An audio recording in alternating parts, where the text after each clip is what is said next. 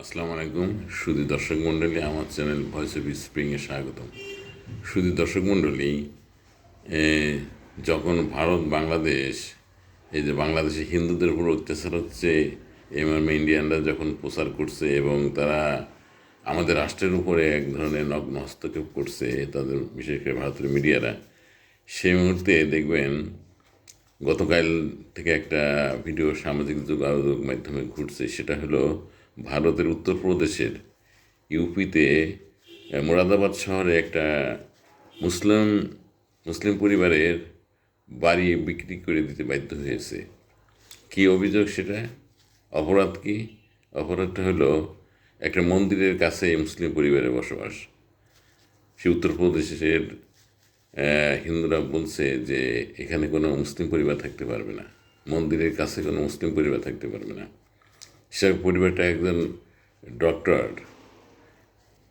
দেখেন যে কী অবস্থা। আমাদের দেশে কিন্তু এই ধরনের কোনো ঘটনা ঘটেনি যে জোর করে একজনের বাড়ি নামমাত্র মূল্যে বিক্রি করে দিতে হবে, যে একটা মসজিদের পাশে হিন্দু বাড়ি পড়ছে, এরকম কোনো ঘটনা বাংলাদেশে ঘটে নাই। ইউপির ঘটনা খুব আলোড়ন সৃষ্টি করছে। এবং আমি এই ভিডিওটা করলাম যে আমার ইউপিতে আমি বেশ কয়েকবার গিয়েছি। ইউপি হরিয়ানায় বিশেষ করে যে একটা ব্যবসায়ী কাজে এই মুরাদাবাদ শহরের কাছাকাছি প্রায় গিয়েছি।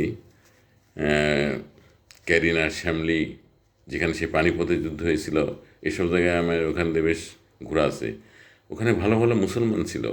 বিশেষ করে উত্তরপ্রদেশে যখন মুলায়ম সিং যাদব ক্ষমতায় ছিল, সমাজবাদী জনতা পার্টির মুলায়ম সিং যাদবের সময় মুসলমান অত্যন্ত ভালো ছিল।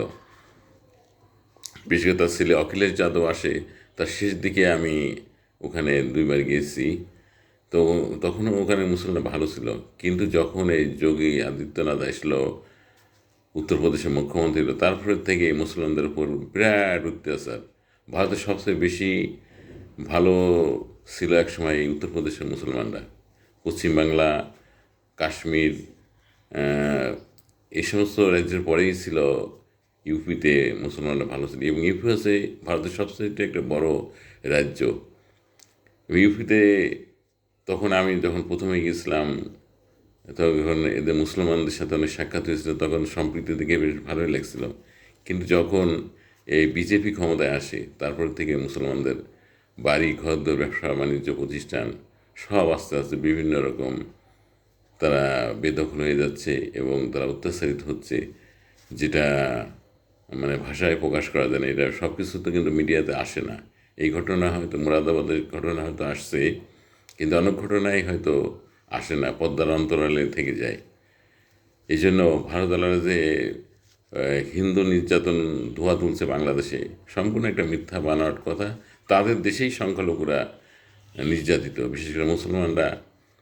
দেখেন যেসব শহরে নামই মুসলমানদের নামে ছিল, আহমেদাবাদ গুজরাটে, সে মোদির নিজের শহর, সে আহমেদাবাদের মুসলমানদের করুণ অবস্থা এখন।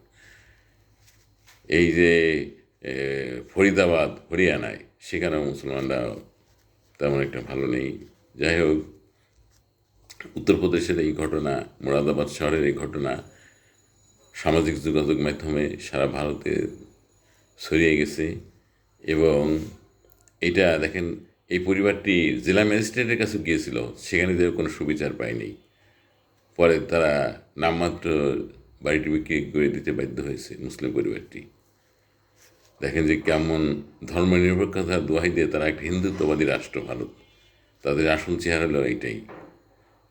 আমাদের মতো দেশে আমরা বিশেষ করে বাংলাদেশিরা অনেক সম্প্রীতির ভিতরে থাকতে চাই, হিন্দু মুসলমান বৌদ্ধ খ্রিস্টান সবাই মিলে থাকতে চাই। আমাদের সম্প্রীতিটা এরকমই, এবং আশা করা যায় আমরা এরকমই থাকবো। আজকের মধ্যে এই পর্যন্ত।